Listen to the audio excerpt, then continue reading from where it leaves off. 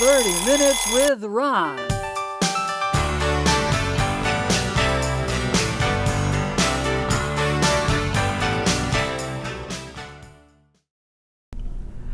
Hello there. I would like to welcome you to another edition of 30 Minutes with Ron. We're going to have some fun today. We're going to be continuing a series about hypnotism, and we're going to be working from an A to Z list. And the person who's going to be doing that is the person over here, Joann Dunsing. Welcome back. Good morning. Thank you. We'll have fun. Yes, we will. We always do. Of course. If it ain't fun, don't do it. No. Well then, to start the fun, what letter would you like to start with on your list? So I'm just going to go to where we left off. All right. Makes sense. Yes. So P for panic attacks. Many people know a panic attack is a sudden surge of overwhelming anxiety, and it triggers intense physical reactions, such as a racing heart, shortness of breath, dizziness, trembling, and muscle tension. These episodes often arise unexpectedly, so people who suffer from panic attacks are often anxious about when the next one is going to happen. Yeah.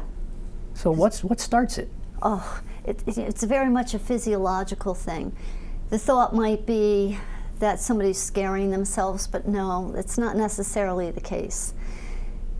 It's very much a physiological thing. We get into these different physiologies of calmness. Some people are calm, some people have high anxiety. Yep. So sometimes the brain just starts throwing off a message going, hey, like you haven't panicked in a while, so here we go, bam. And it's like, really, why is that necessary?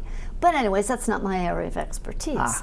My area of expertise, of course, is to help somebody to better deal with that, to change their perspective. How are they seeing it? How are they relating with it? So how do we do that? So, calming techniques. Hypnosis, of course, retraining the brain in a variety of ways. So just do this, Ron. Just doing this, right, just do. So you're just, and then go all the way down, Ron, all the way down, right off your fingertips. And then again, up near the shoulders and down off of the fingertips. And one more time. It's called havening. Havening? Havening. Who gave it that name? You know, I should know, but I really don't. Probably somebody whose name was Haven. You know, Yeah. or maybe from the word heaven. Havening can make us feel heavenly. So teaching someone to do that to calm their system from a panic attack prior to or to prevent, just calming the body. That's just one simple technique. Interesting. Very, very, very. And then Q. I know you have something to say about this. Q. Oh, well, with probably. your irrevocable thing. Q. Okay. Quit whatever is disrupting their life from the quality they know they can have. For instance, a female client contacted me. She lived on the Cape, and she had a problem with swearing. She was doing this excessive swearing thing and scaring her little dog. Her little dog no longer wanted to be around her.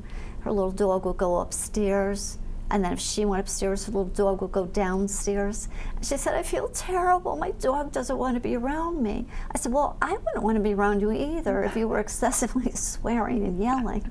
So not only did we get her first session to calm that thing down, but her dog started trusting her again and came around. Nice. So we created a new habit for her, that of her kind of taking a deep breath and kind of getting back in check with herself. Right. Just, woo, my voice is high, I'm swearing, I'm yelling, my dog is not present.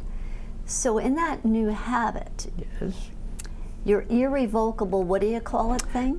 Well, it's either irrevocable or irrevocable, or maybe both. It's the irrevocable decision. And in my life, I have a philosophy called OPAO, only positivity in and out.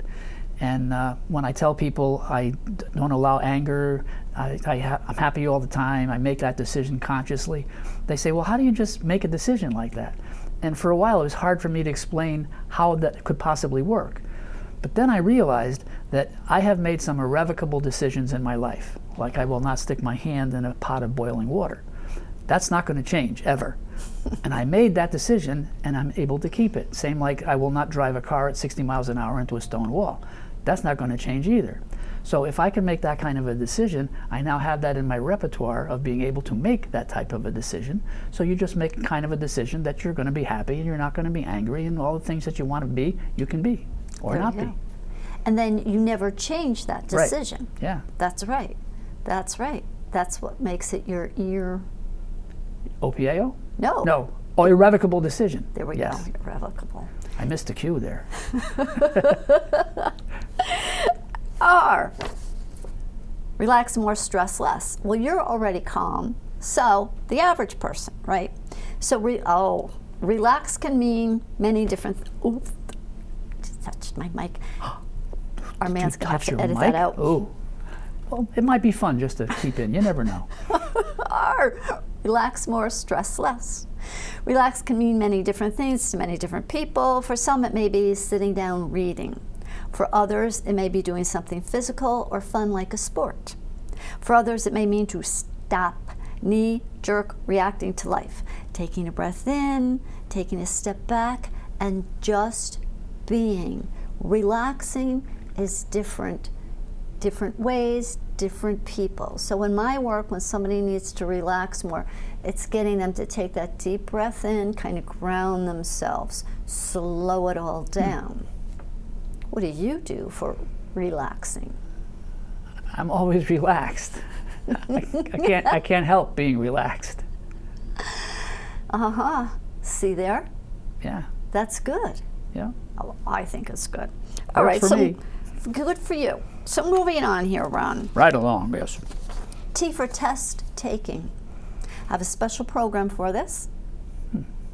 Let's say I have a client by the name of Ken.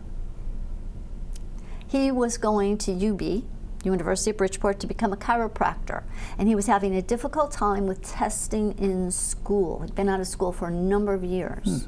So we worked really hard in sessions. It was more of this than I really like there to be in sessions, but we had a really big task. Right.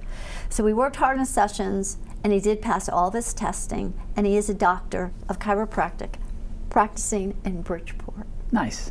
Yes, test taking. I've had a few high school students come to me with that. Sometimes people like this man have to pass a licensing test. Oh, yeah. I also had a young guy come to me. He wanted to be a CPA. And he finally did pass, but he was one of those guys who it was like, I mean, his father bought him this really great program. His father sent him to me, and it was just like, this kid was just going to do it when he did it. You know, he had all the tools and whatnot. I don't know, was it 8 tries before he got it? But he got it. Right. So the perseverance factor, and that is a quality of high achievers. Or could we just say achievers? Well, I think goal setting is one of the characteristics of achievers. And in my world, here in Ronnie World, I set a bunch of different kinds of goals. I set daily goals, I set long-term goals, and I even set impossible goals.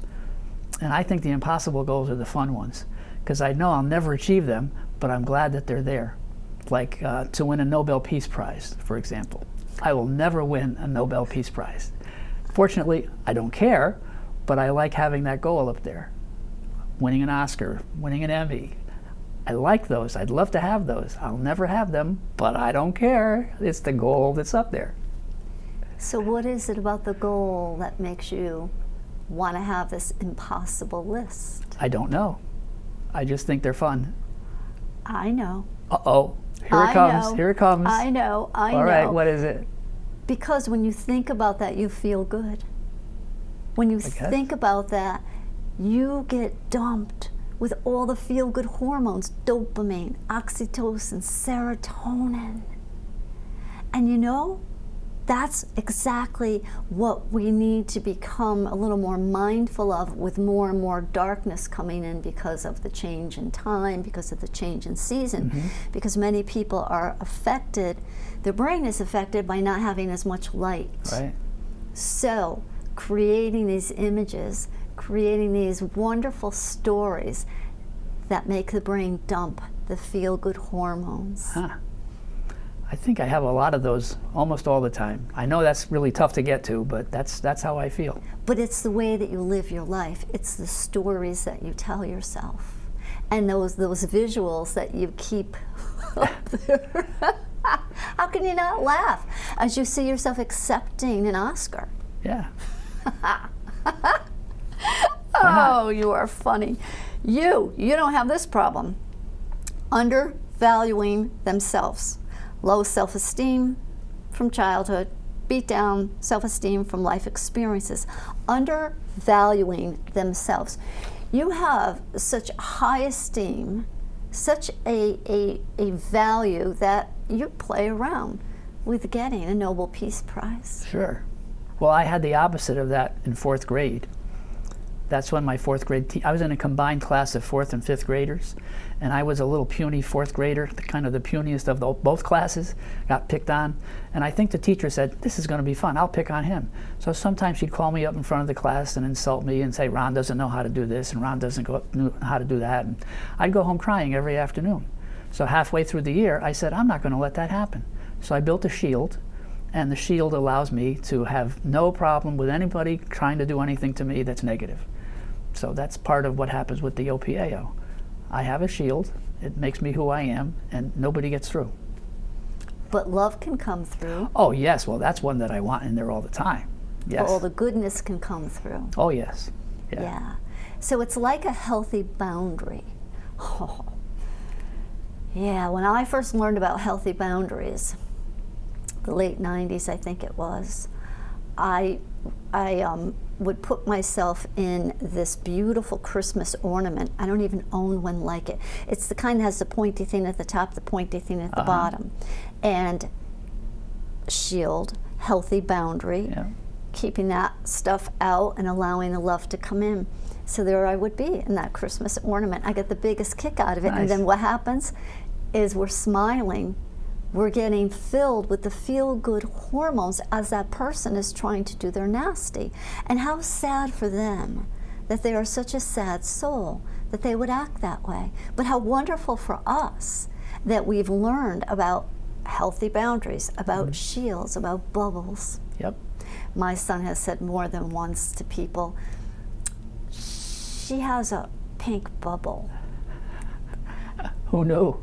I'm like, oh, I thought it was just a Christmas ornament, but it's a pink bubble. Vaping, V for vaping, let's call him Larry. He was in his 40s, very early 40s. His wife always hated his vaping, but it had become a real source of contention when she got pregnant. So he began hiding and lying about it, which created even more contention. He stopped vaping his first session. Oh, wow. Yeah. Success. Oh, incredible. And in his second session, he began telling me how very good he felt about himself. His self-esteem had gone up. How very good he felt about himself and how much more motivated to do things around the house he was. His wife, he said, was surprisingly supportive and believed him. Huh. And interestingly enough, because of his low self-esteem, he felt that he didn't deserve her to believe in him. Wow. And it was like, come on, dude, you're doing it. It's okay for her to believe in you. Right. She's trusting you because you're trustworthy. You're no longer sneaking around. So he had a baby room to prepare. Ah. So he started painting and doing all those wonderful baby prepping things. Yep. And he just was feeling better and better about himself, had more and more energy. Because just like you with your impossible list, it makes you feel better. When we feel better, we do better. Yep. And there's another fun thing to throw into the mix. I look upon every day as a play. And so there's a setting, like we're in a play right now. Yes. So this is a setting, and you're a main character, and I'm a main character, and we're having our talk, and we're in the play, and the audience is watching. We don't know that they're watching, but we're hoping that they're watching. But every day is a play, and your entire life is a series of plays that are like what we're doing. It's fun that way. Yeah.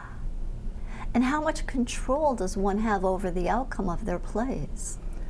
It depends on if you really care. Like in my case, it's okay if it doesn't go the way I want it to go because OPAO, all right, I'm still going to be happy, you know, whatever happens, happens. And isn't that real life?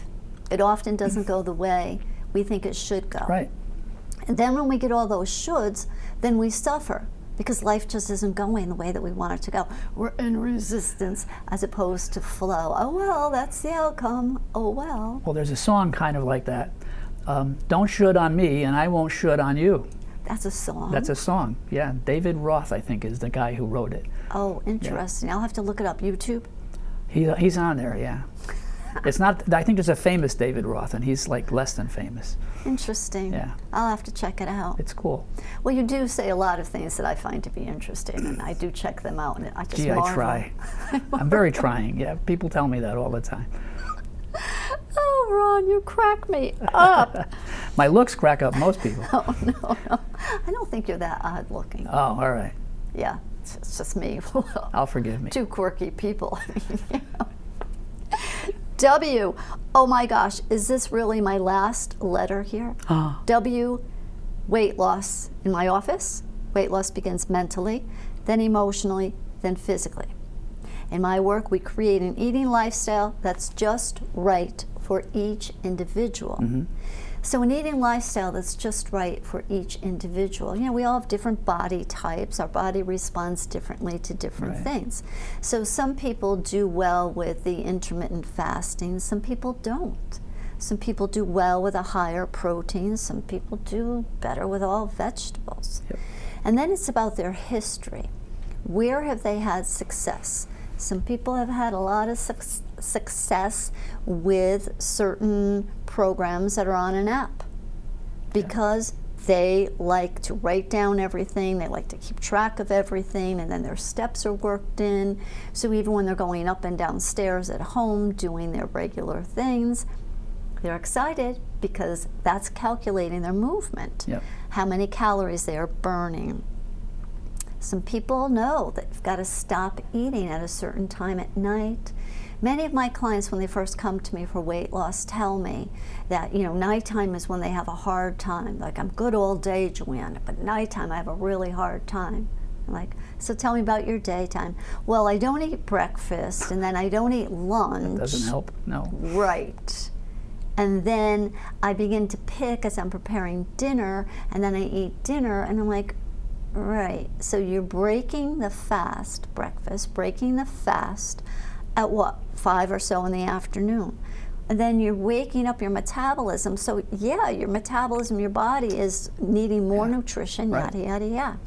So the eating lifestyle that's just right for you. For somebody like that, you've got to get them eating more. Like, that seems counterintuitive. Right?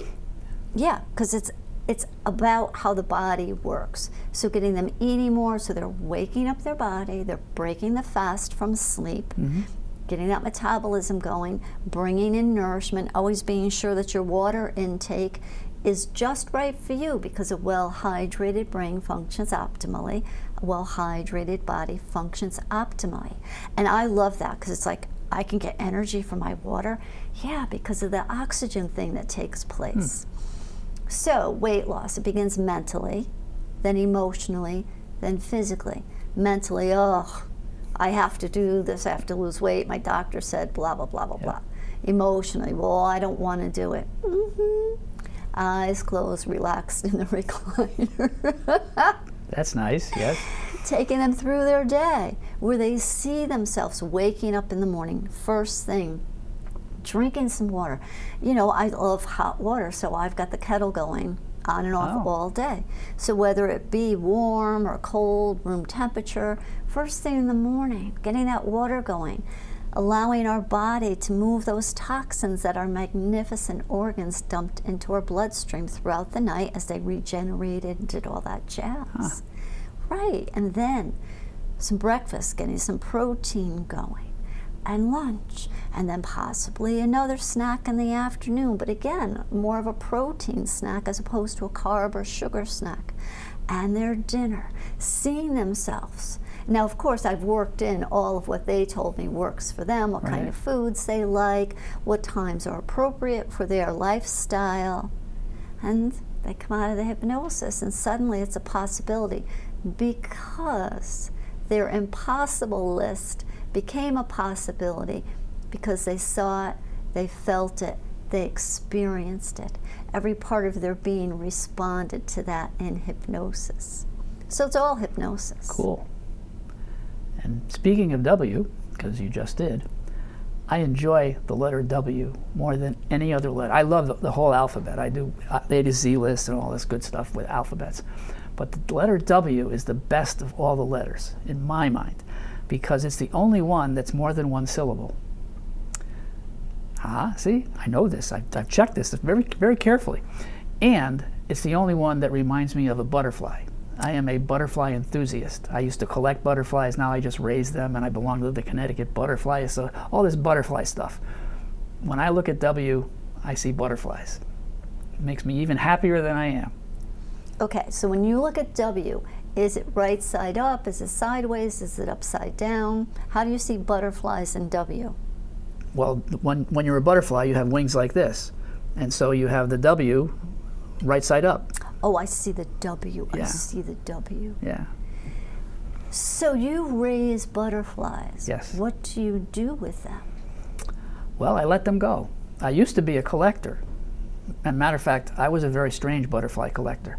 I would not use a butterfly net because I didn't think it was fair to the butterfly. I always wanted to be fair to the butterflies. So I would catch them by hand. Or I would find them as a caterpillar and raise them and then have a butterfly that's right in front of me. How do you catch a butterfly by hand?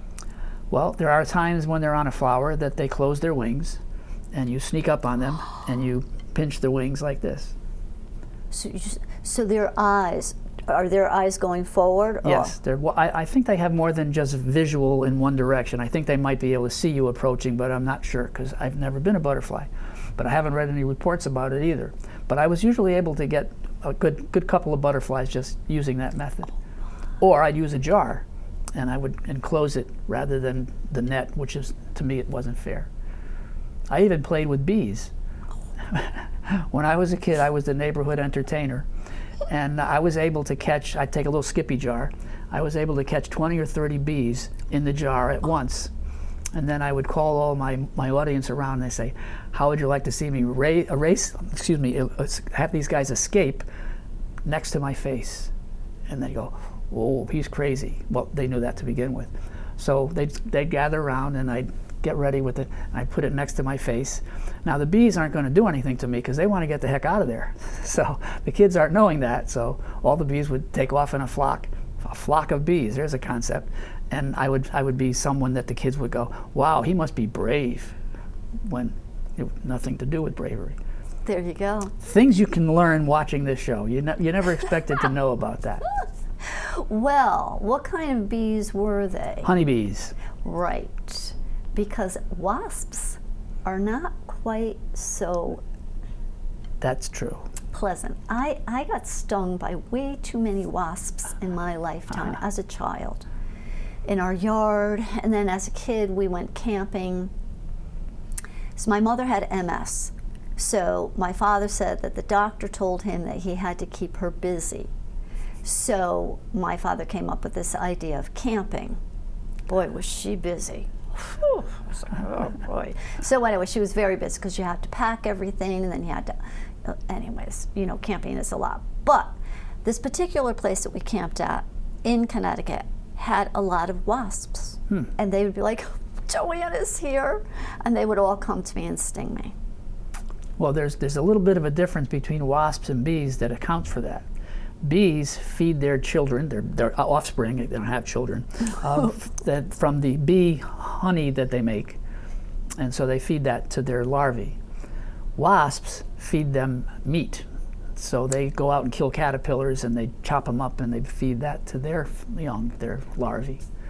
So there's a difference. What is the purpose of a wasp sticking its stinger in me? Maybe they think it's fun.